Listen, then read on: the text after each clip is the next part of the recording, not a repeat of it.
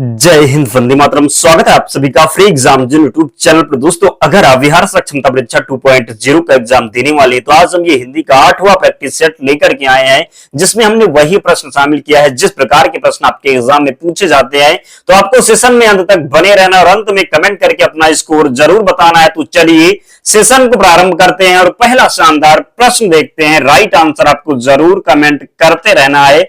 जयशंकर प्रसाद की काव्य भाषा कौन सी है? 4 ऑप्शन आपके सामने है। राइट आंसर आपको कमेंट करके जरूर बताना है। अवधी होगा, मगही, मैथिली या फिर खड़ी बोली। तो बात कर लें जयशंकर प्रसाद की काव्य भाषा कौन सी है, तो 4th ऑप्शन यानी कि खड़ी बोली हिंदी का चयन जिसने भी किया है राइट आंसर हो जाएगा। जरूर ध्यान रखिएगा, प्रश्न पूछा जाता है। अगला प्रश्न है, कविता में मुक्त छंद का प्रयोग किसने प्रारंभ किया? निराला ने, पंत ने, केदारनाथ मिश्र ने या फिर भवानी प्रसाद मिश्रा ने? आपको बताना है कविता में मुक्त छंद का प्रयोग किसने प्रारंभ किया। तो राइट आंसर हो जाएगा सूर्यकांत त्रिपाठी, निराला ने। जरूर ध्यान रखें, कविता में मुक्त छंद का प्रयोग किसने प्रारंभ किया? तो निराला ने। ध्यान रखना है। अगला प्रश्न है, यथाशक्ति में कौन सा समास है? आपको बताना है यथाशक्ति शब्द में कौन सा समास है? अव्ययी भाव समास, तत्पुरुष समास, द्वंद्व समास या फिर द्विगु समास? तो बात कर लें समास की, तो समास के कितने प्रकार होते? तो 6 प्रकार होते। कितने? तो 6 प्रकार होते समास में। बात करें अव्ययी भाव समास की, तो अव्ययी भाव समास में आपको उपसर्ग जरूर लगा हुआ मिल जाएगा। क्या? तो उपसर्ग लगा हुआ मिल जाएगा आपको अव्ययी भाव समास में। जैसे कि यहां पर यथाशक्ति, शक्ति के साथ यथा उपसर्ग लगा हुआ है, तो यहां पर अव्ययी भाव समास हो जाएगा। जरूर ध्यान रखें। बात कर लें तत्पुरुष समास की, तो तत्पुरुष समास में कारक चिन्हों का लोप होगा। क्या होगा? तो कारक चिन्हों का लोप होगा। द्वंद्व समास की बात करें तो यहां पर दोनों पद प्रधान होंगे और दोनों एक दूसरे के विपरीत होंगे, जैसे रात दिन हो गया। द्विगु समास की बात कर लें तो पहला पद संख्यावाची होगा। ध्यान रखना है, गलती बिल्कुल भी नहीं करना है। अगला प्रश्न है, इनमें से कौन से छायावादी कवि हैं? कई बार प्रश्न रिपीट हुआ है, दिनकर, नागार्जुन, धूमिल या फिर जयशंकर प्रसाद। तो बात कर लें इनमें से कौन छायावादी कवि हैं? तो छायावादी कवि की बात करें तो जयशंकर प्रसाद है। कौन? तो छायावादी कवि हैं जयशंकर प्रसाद। जरूर ध्यान रखें। नेक्स्ट, इनमें से कर्म कारक की विभक्ति क्या है? कर्म कारक की विभक्ति आपको बताना है। कह सकते हैं कर्म कारक का कारक चिन्ह आपको बताना है। तो हम बात कर लें सर्वप्रथम कारक की, तो कारक के कितने प्रकार होते, कितने भेद होते कारक के? प्रश्न एग्जाम में कभी कभी पूछ लिया जाता है, तो जरूर ध्यान रखें कितने हो जाएंगे। तो कारक के 8 प्रकार हैं। कितने? तो 8 प्रकार हैं। सर्वप्रथम बात कर लें कर्ता ने, कर्ता का जो कारक चिन्ह होगा ने हो जाएगा। क्या? तो ये कर्ता ने कर्म को, यहां पर कर्म दिया हुआ है तो कर्म का जो कारक चिन्ह होता है ये को होता है। तो कर्ता ने कर्म को कर्ण से, कर्ण का जो कारक चिन्ह होगा ये इससे होगा। संप्रदान के लिए अपादान से, अधिकरण में पर, संबंध काकी के रारी रे, संबोधन की बात करें तो हे अरे। तो इस प्रकार आपको ध्यान रखना है, गलती बिल्कुल भी नहीं करना। जब आगे प्रश्न पूछा जाए तो आपसे गलती बिल्कुल भी ना हो। प्रश्न पूछा जाए कारक के कितने प्रकार होते, तो 8 प्रकार होते। कर्ता ने कर्म को करण से, संप्रदान के लिए अपादान से, अधिकरण का जो कारक चिन्ह होगा में पर हो जाएगा, संबोधन का हे अरे हो जाएगा, संबंध का का की के रारी रे, नानी ने। तो इस प्रकार आपको ध्यान रखना, जब भी प्रश्न पूछा जाए तो निश्चित ही आप सही करें। अगला प्रश्न है, भूतकाल के कितने भेद होते हैं? 3, 5, 6 या फिर 7? तो बात कर लें भूतकाल की, कई बार बताया 6 भेद होते। कितने? वर्तमान की बात करेंगे तो 4 हो जाएगा और भविष्य की बात करेंगे तो 3 हो जाएगा। ध्यान रखना है, गलती नहीं करना है। अगला प्रश्न है, वह घर पहुंच गया, इस वाक्य में पहुंच गया निम्नलिखित में से किस क्रिया का उदाहरण है? प्रेरणार्थक क्रिया। तो बात कर लें प्रेरणार्थक क्रिया की। हमारा उद्देश्य है कि केवल आप आंसर न देखें, जो एक्स्ट्रा फैक्ट है जरूर आप जानें ताकि आपको एग्जाम में हेल्प मिले। प्रेरणार्थक क्रिया की बात कर ले, जब किसी दूसरे से काम करवाया जाए, जब किसी दूसरे से काम करवाया जाए, जैसे तुम अपने मम्मी से कपड़े धुलवाते हो, कह सकते हैं तो क्या होगा? मम्मी से कपड़े धुलवाते हो, दूसरे से काम कराया जा रहा, तो यहां पर क्या हो जाएगा? प्रेरणार्थक क्रिया। तुम अपने दोस्त से चाय बनवाते हो, इस प्रकार जो हो जाएगा ये प्रेरणार्थक क्रिया हो जाएगा। संयुक्त क्रिया की बात करें तो यहां पर पहुंच गया, क्या? तो पहुंच गया, गया एक क्रिया तो गया हो गया, एक पहुंच हो गया, तो 2 क्रिया यहां पर क्या हो जाएगा? संयुक्त क्रिया हो जाएगा। पूर्वकालिक क्रिया की बात करें तो एक काम समाप्त करके दूसरा काम को स्टार्ट करना क्या होता है? पूर्वकालिक क्रिया। द्विकर्मक क्रिया में आपको 2 कर्म मिलेंगे। तो इस प्रकार आपको ध्यान रखना, गलती बिल्कुल भी नहीं करना है। अगला प्रश्न है, निजवाचक सर्वनाम का प्रयोग किस वाक्य में हुआ है? निजवाचक सर्वनाम, कई बार हमने बताया आप आ जाए, क्या आ जाए, आप आ जाए, तो इस प्रकार के जो होंगे शब्द क्या होंगे, वो निजवाचक सर्वनाम होंगे। तो यह मेरी निजी पुस्तक है, आज अपनापन कहाँ है, अपनों से क्या छुपाना, आप भला तू जग भला, आप भला तू जग भला क्या हो जाएगा, तो ये निजवाचक सर्वनाम है, जरूर ध्यान रखिए। आप भला तू जग भला निजवाचक सर्वनाम है, ध्यान रखना है, गलती नहीं करना है।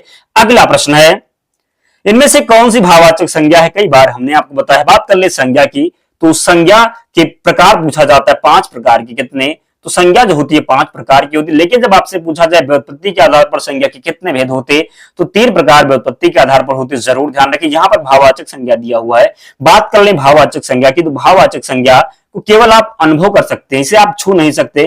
कह सकते हैं कि भाववाचक संज्ञा वही होगी जिसे आप प्लेट में नहीं परोस सकते। क्या नहीं कर सकते, तो जिसे आप प्लेट में नहीं परोस सकते। तो श्याम हो गया, श्याम को आप छू सकते हैं, एक नाम है, यहां पर व्यक्तिवाचक हो जाएगा।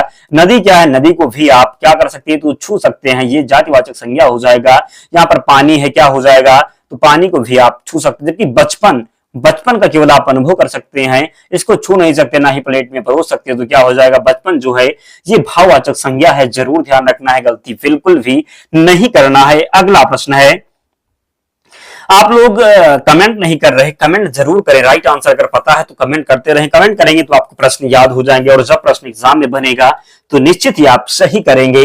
जनतंत्र का जन्म किस कवि की रचना है, आपको बताना है। जनतंत्र का जन्म किस कवि की रचना है, महादेवी वर्मा, शमशेर बहादुर सिंह, दिनकर या फिर धूमिल। तो महादेवी वर्मा यामा हो गया क्या, तो यामा हो गया, निहार हो गया, तो इस प्रकार जो है ये महादेवी वर्मा का हो जाएगा। बात करें दिनकर, तो दिनकर का आपको बताना है। तो जनतंत्र का जन्म क्या हो जाएगा, जनतंत्र का जन्म ये किसका है, तो ये दिनकर का है, जरूर ध्यान रखिए। रामधारी सिंह दिनकर का है जनतंत्र का जन्म, ध्यान रखना है, गलती नहीं करना है। नेक्स्ट, इनमें से कौन सी कहानी चरित्र प्रधान है, आपको बताना है। इनमें से कौन सी कहानी चरित्र प्रधान है, परिंदे, सुभान खान, दो कलाकार या फिर दिल्ली में एक मौत। तो यहां पर राइट आंसर, थोड़ा टफ प्रश्न है दोस्तों, लेकिन कुछ प्रश्न आपके एग्जाम में ऐसे बनते हैं, इसलिए जरूर देखना है। प्रश्न हमने वही लिए हैं जिसके आधार पर प्रश्न आपके एग्जाम में पूछे गए, वही प्रश्न है, जरूर ध्यान रखना। कुछ ना कुछ ऐसे प्रश्न मिलेंगे जो आपको लगेंगे आपने कभी नहीं पढ़ा, लेकिन ध्यान रखना है, अगर आप मेहनत करते हैं तो निश्चित ही आप उसको करके आएंगे। तो इनमें से कौन सी कहानी चरित्र प्रधान है, तो सुभान खान, क्या, तो सुभान खान इसका राइट आंसर हो जाएगा, जरूर ध्यान रखें, गलती नहीं करना है। नेक्स्ट, परिताप शब्द का अर्थ बताइए, आपको परिताप शब्द का अर्थ बताना है। जलन होगा, ज्वाला होगा, प्रमाण होगा या फिर संताप हो जाएगा। तो बात कर लें परिताप, तो प्रताप शब्द का जो अर्थ होता है ये संताप होगा, क्या होगा, तो संताप होगा, जरूर ध्यान रखें। परिताप शब्द का जो पछतावा कह सकते हैं, संताप कह सकते हैं, ये परिताप का जो है अर्थ होता है, ध्यान रखना है, गलती बिल्कुल भी नहीं करना है। नेक्स्ट, कभी ना कभी में कौन सी क्रिया विशेषण है, यौगिक, मूल, स्थानीय या फिर इनमें से कोई नहीं। तो कभी ना कभी। और जिन प्यारे दोस्तों ने अब तक वीडियो को लाइक नहीं किया है, प्लीज आप सभी से विनम्र निवेदन है, वीडियो को जरूर लाइक कर दें, चैनल को सब्सक्राइब करके हमारे साथ जुड़ जाएं, क्योंकि यहां से आपको बहुत हेल्प मिलने वाला है। निश्चित ही सभी के सभी प्रश्न आपकी वीडियो से मिल जाएंगे, ध्यान रखना। अगर आप जितना प्रैक्टिस सेशन हम करवाते हैं सभी देख करके जाते हैं तो निश्चित ही प्रश्न आपके एग्जाम में मिलेगा, और मिलेगा तो आप सही करके आएंगे, ध्यान रखना, एग्जाम में आप फतेह करके आएंगे, सबसे अच्छा आपका एग्जाम होने वाला है। बस आपको मेहनत करने की जरूरत है। कभी ना कभी में कौन सी क्रिया विशेषण है, तो यौगिक हो जाएगा, क्या, तो कभी ना कभी क्या हो जाएगा, तो यौगिक हो जाएगा। क्वेश्चन नंबर 14 है, निम्नलिखित में से विवृत स्वर बताइए। विवृत स्वर आपको बताना है, ई दिया हुआ है, ए है और उ है और ओ है, तो ये तीनों जो है ये सम्मिलित हो जाएगा। लेकिन ओ की बात करें तो ये विवृत दिया हुआ क्या है, तो ओ जो है ये विवृत स्वर है, जरूर ध्यान रखें, गलती बिल्कुल भी नहीं करना है। अगला प्रश्न है, निम्नलिखित में से काम के लिए कौन सा शब्द प्रयुक्त नहीं होता, कामना, कार्य, स्वभाव या फिर इच्छा।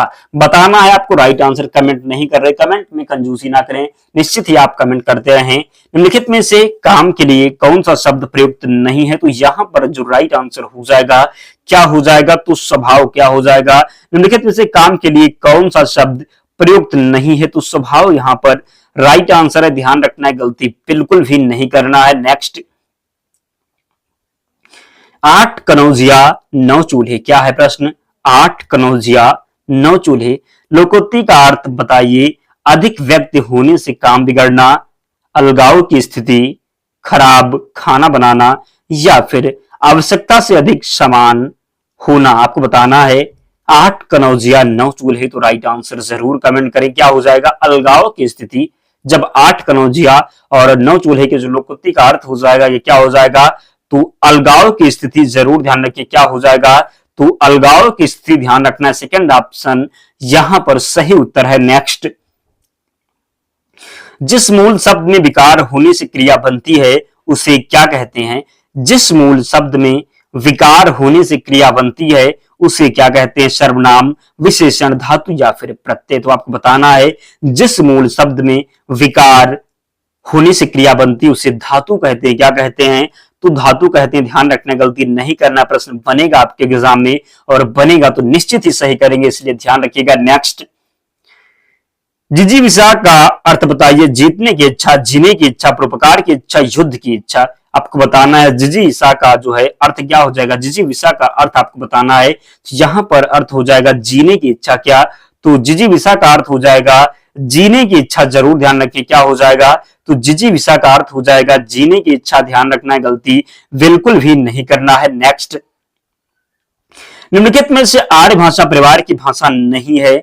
संस्कृत, प्राकृत, हिंदी या फिर लैटिन। तो निम्नलिखित में से आर्य भाषा परिवार की भाषा नहीं है। आपको बताना है निम्नलिखित में से आर्य भाषा परिवार की भाषा नहीं है। संस्कृत, प्राकृत, हिंदी या फिर लैटिन। तो आर्य भाषा परिवार की भाषा लैटिन नहीं है। क्या नहीं है? तो लैटिन नहीं है। जरूर ध्यान रखें। नेक्स्ट, क्वेश्चन नंबर 20 है, विद्यापति के अनुसार निम्नलिखित में से कौन सी भाषा अपभ्रंश से भिन्न प्रचलित बोलचाल की भाषा है? क्या है? तो विद्यापति के अनुसार निम्नलिखित में से कौन सी भाषा अपभ्रंश से भिन्न प्रचलित बोलचाल की भाषा है? आपको बताना है पुरानी हिंदी, देशी भाषा, प्राकृत भाषा हिंदी या फिर राजस्थानी। तो बताना है आपको विद्यापति के अनुसार निम्नलिखित में से कौन सी भाषा अपभ्रंश से भिन्न प्रचलित बोलचाल की भाषा नहीं है? तो यहां पर जो राइट आंसर हो जाएगा देशी भाषा। क्या? तो देशी भाषा यहां पर सही उत्तर है। जरूर ध्यान रखें, गलती बिल्कुल भी नहीं करना है। नेक्स्ट, पद्मावती समय किस काव्य ग्रंथ का एक अंश है? पद्मावत, पद्मावती, पृथ्वीराज रासो या फिर पृथ्वीराज विजय। तो यहां पर राइट आंसर है पृथ्वीराज रासो। जरूर ध्यान रखें। क्वेश्चन नंबर 22 है, पुष्टि मार्ग क्या है? भगवान के अनुग्रह का मार्ग, भगवान के अनुकरण का मार्ग, जीवन और लोक के रक्षण का मार्ग या फिर भगवान के स्मरण का मार्ग। तो बात कर लें पुष्टि मार्ग क्या है? तो पुष्टि मार्ग है भगवान के अनुग्रह का मार्ग। क्या हो जाएगा? तो भगवान के अनुग्रह का मार्ग जो है ये पुष्टि मार्ग है। जरूर ध्यान रखें, गलती निश्चित ही आपको नहीं करना है। अगला प्रश्न है, रसखान का संबंध किस संप्रदाय से है? श्री संप्रदाय, सखी संप्रदाय, निम्बार्क संप्रदाय या फिर गौड़ीय संप्रदाय। आपको बताना है रसखान का संबंध किस संप्रदाय जो है संप्रदाय से है? तो रसखान का जो संबंध है ये निम्बार्क संप्रदाय से। किससे? तो निम्बार्क संप्रदाय से संबंधित है रसखान। जरूर ध्यान रखें। क्वेश्चन नंबर 24 है, निम्नलिखित में से गीतिका का रचना काल बताइए। 1930, 1930, 1936 या फिर 1968। तो बात करें निम्नलिखित में से गीतिका का रचना काल बताइए। तो 1936 इसका सही उत्तर हो जाएगा। क्या हो जाएगा? तो निम्नलिखित में से गीतिका का रचनाकार बताइए। तो 1936 में गीतिका का रचना हुआ था। जरूर ध्यान रखें, गलती नहीं करना है। और अंतिम प्रश्न है दोस्तों, तो जिन प्यारे मित्र ने अब तक वीडियो को लाइक नहीं किया है तो जरूर लाइक कर दें और चैनल को सब्सक्राइब करके हमारे साथ जुड़ जाएं, क्योंकि हम आपके लिए इतनी मेहनत करते हैं तो आपका भी कर्तव्य बनता है वीडियो को जरूर लाइक करें और चैनल को सब्सक्राइब कर लें। वृंद द्वारा रचित सतसई का नाम क्या है? श्रृंगार सतसई, यमक सतसई, रतन सतसई या फिर राम सतसई। आपको बताना है वृंद द्वारा रचित सतसई का नाम क्या है? तो यहां पर जो राइट आंसर हो जाएगा यमक सतसई। क्या हो जाएगा? तो यमक सतसई हो जाएगा वृंद द्वारा रचित सतसई का नाम। दोस्तों हमने शामिल किया था 25 प्रश्न थे, तो कमेंट करके अपना स्कोर 25 में जरूर बताएं कितने नंबर आपके बने, कितने मार्क आपके सही हुए। कमेंट करके अपना स्कोर बताएं और इसकी पीडीएफ के लिए टेलीग्राम चैनल से जुड़ जाना। लिंक डिस्क्रिप्शन बॉक्स में, यहाँ आप टेलीग्राम पर जाएंगे और वहां पर सर्च करेंगे फ्री एग्जाम जोन, आपको चैनल मिल जाएगा, आप लोग ज्वाइन हो जाना, वहां पर आपको सारी पीडीएफ मिल जाएगी। तो मिलते हैं नेक्स्ट वीडियो में, तब तक पढ़ते रहिए, ध्यान रखिए अपना, स्वस्थ और सुरक्षित रहिए। जय हिंद।